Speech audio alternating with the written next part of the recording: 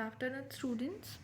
As we had discussed graphical user interface in the last lecture, that is last topic, but some points of these topics, that is description is remaining. I'll again go through that graphical user interface and then we'll move on to the further topic.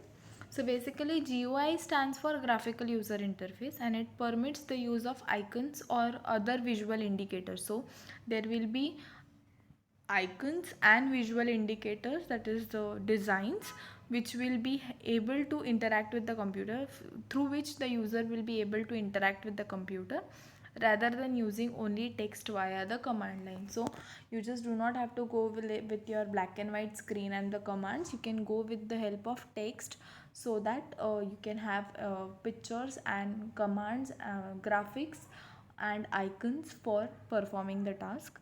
Due to GUI, it is not necessary to remember the command. So it is not required that you have to recollect the commands. You can just view the GUI, and with the names, the text on the GUI and the graphics, you can just be easily reflectable that what commands or what functions you have to perform. It provides the ease of use, and user need to know any programming language for interaction with the computer. Once you do it for first time, you will be easily recollectable that what you have to do for performing a certain programming language, or you have to perform certain programming functions. Output software for GUI is a massive topic. Output software for GUI output is a very different topic, a bigger topic. The basic item on the screen is a rectangular area called a window. So rectangular area on the screen is which fits the screen, or you can resize it also, is called the GUI, and that is called as the window. A window's position and size are uniquely determined by giving the coordinates. So these coordinate points define your GUI surface, and of two diagonally opposite corners. Two diagonally opposite corners mean this and this and this, that is diagonals on the opposite sides. And a window may contain a title bar. Window will have a title bar, that is here. It will have a title bar. Then it will have a menu bar to contain the menus. It will have a toolbar, that is this. Then it will have a vertical scroll bar, that is this one, the vertical scroll bar, and a horizontal scroll bar as well, that is this one.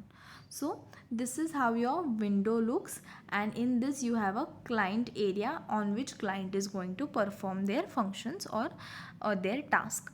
Note that Windows coordinate system puts the origin in the upper left hand corner and has y increased downward, which is different from the Cartesian coordinate used in mathematics. This coordinate system do not follow the Cartesian coordinate system format. When a window is created, the parameters specific whether it can be moved by the user, resized by the user, or scrolled, that is dragged by the user. So window is created in such a way that a person who is using it can resize it, scroll it up and down, it can move it anywhere, wherever they want. So on that basis a window is created. The main window produced by most programs can be moved, resized, scrolled, and which has enormous consequences for way Windows programs are written. So Windows programs are written for GUI in such a way that you can resize the windows, you can scroll the windows, you can move the windows, you can at a time open two windows over your screen. In particular, programs must be informed about changes to the size of their window. So the changes into that window sizes are written in their programs for Windows backend. And as well as drawing to the screen is handled by a package consisting of hundreds of procedures that are bundled together to form GDI. So there is a package which has been installed to draw anything on the screen or to set the screen, and that is called a GDI, that is graphics device interface. So to draw a particular picture or to design a graphical interface, you have GDI, that is graphics device interface. It can handle text and graphics and is designed to be platform and device independent. So it's device independent, howsoever user wants it can be created. Then Many Windows program allow the user to copy a drawing and put it on the Windows clipboard. So if you create a picture in Paint, if you save it within some JPG format, and if you set it on your Windows screen, that will be set. So Windows allow that also. The user can then go to another program and paste the contents of the clipboard to another document.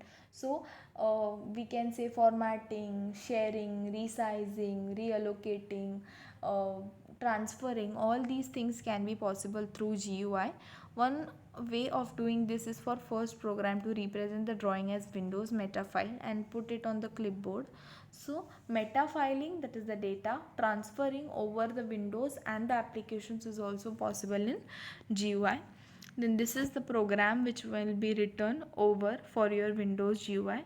Then you have graphical user interface. So each block of the data will be defined in the each rectangle. Small pieces will be defined as pixels. Bit mapping for each and every pixel will be done. And then you have hardware issues. So hardware issues are for a short period of time. Nowadays 2 or even 3 power buttons are used in computer. So power buttons are also increased. Capacity, performance, everything is increased.